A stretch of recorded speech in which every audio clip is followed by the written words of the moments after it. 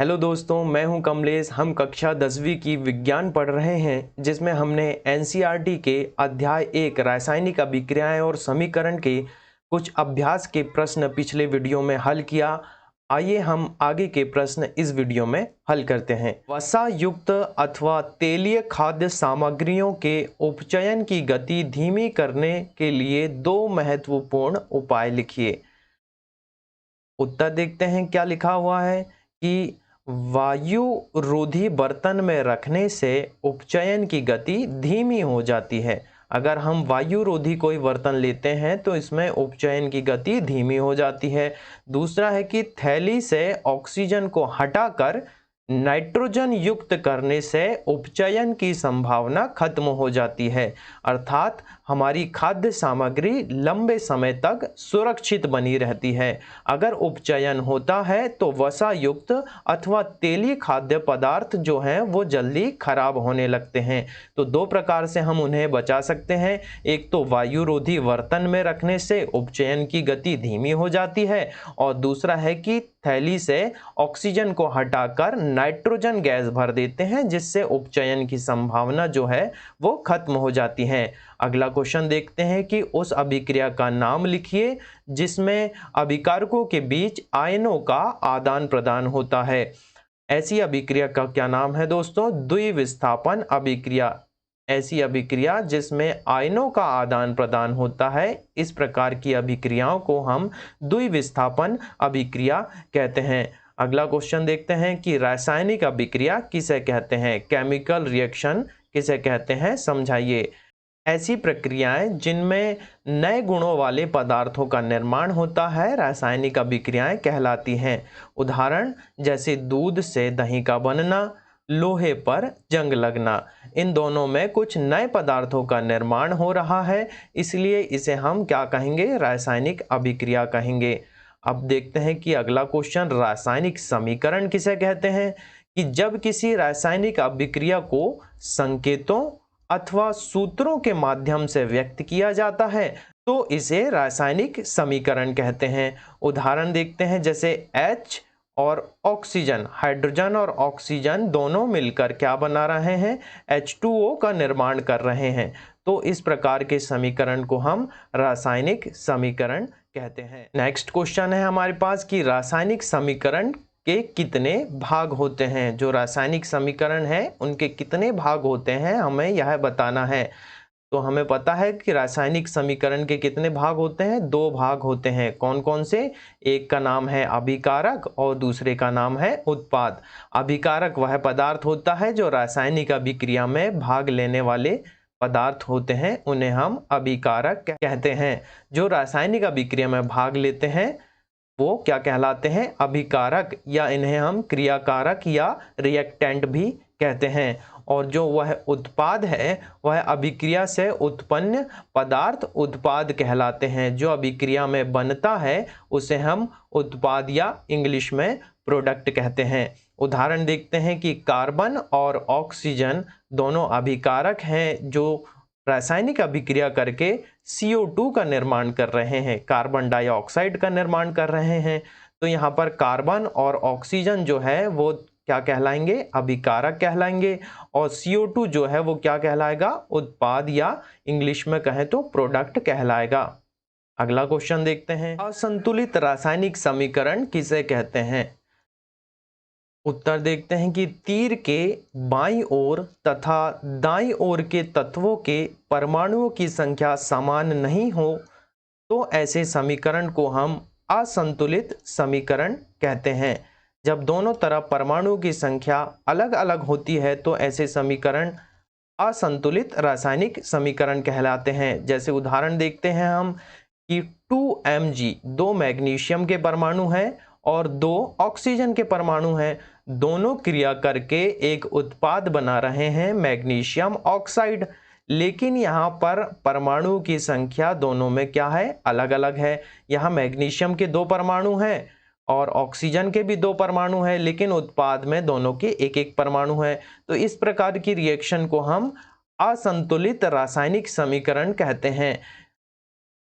Left side में अभिकारक होता है और राइट साइड में उत्पाद होता है। देखिए यहाँ पर तत्व कौन से हैं, मैग्नीशियम है और ऑक्सीजन है।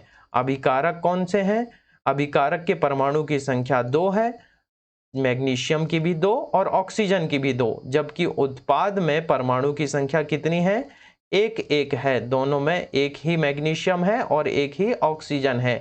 तो इस प्रकार के समीकरण क्या कहलाते हैं, असंतुलित रासायनिक समीकरण कहलाते हैं। अगला क्वेश्चन देखते हैं कि यौगिक किसे कहते हैं। यौगिक को हम इंग्लिश में कंपाउंड कहते हैं। उत्तर देखते हैं कि 2 या 2 से अधिक परमाणुओं के मेल से बने पदार्थ को यौगिक कहते हैं एवं ये हमेशा निश्चित अनुपात में होते हैं। जैसे उदाहरण देखते हैं कि H2, H2O, H2SO4, CuSO4, AlO3 आदि। ये क्या है, यौगिक के कुछ उदाहरण हैं।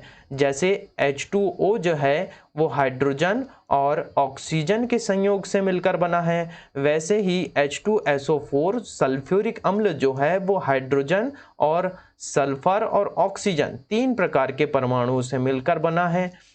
तो यह हमेशा एक निश्चित अनुपात में होते हैं और 2 या 2 से अधिक परमाणुओं के मेल से बने होते हैं।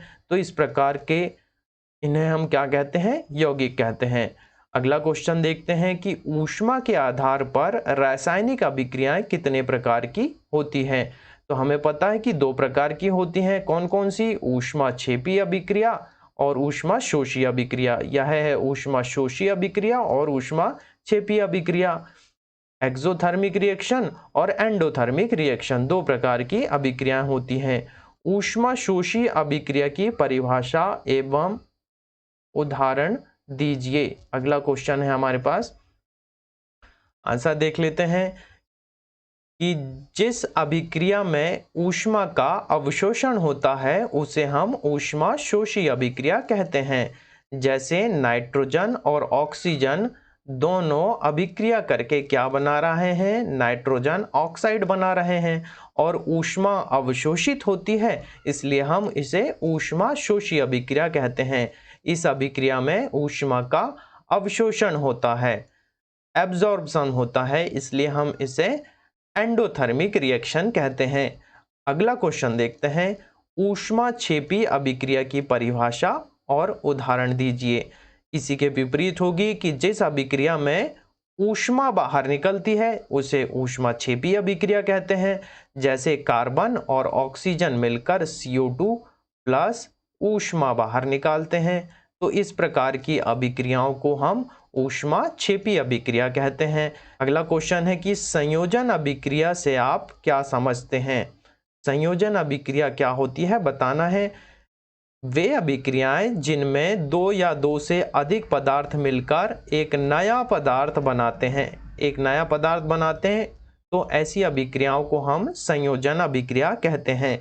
उदाहरण है कि 2 मैग्नीशियम और ऑक्सीजन आपस में अभिक्रिया करके मैग्नीशियम ऑक्साइड बनाते हैं। यह दोनों अभिकारक क्या बना रहे हैं, दोनों आपस में मिलकर मैग्नीशियम ऑक्साइड बना रहे हैं, जुड़कर बना रहे हैं, इसलिए इस प्रकार की अभिक्रियाओं को संयोजन अभिक्रिया कहते हैं। इस प्रकार की अभिक्रिया में मैग्नीशियम एवं ऑक्सीजन मिलकर अभिक्रिया करते हैं और एक नया पदार्थ मैग्नीशियम ऑक्साइड बनाते हैं। अगला क्वेश्चन देखते हैं, उपचयन और अपचयन में क्या अंतर है, आपको बताना है कि उपचयन और अपचयन किस प्रकार से अलग अलग होते हैं। उत्तर देखते हैं कि उपचयन और अपचयन एक दूसरे की पूरक अभिक्रियाएं हैं।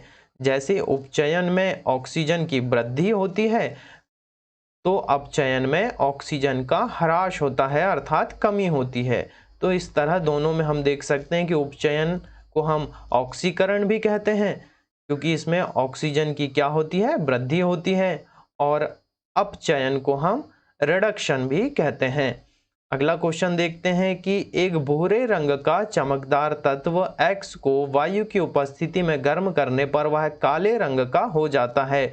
इस X तत्व का उस काले रंग के यौगिक का नाम बताइए। इस अभिक्रिया का समग्र समीकरण भी लिखिए।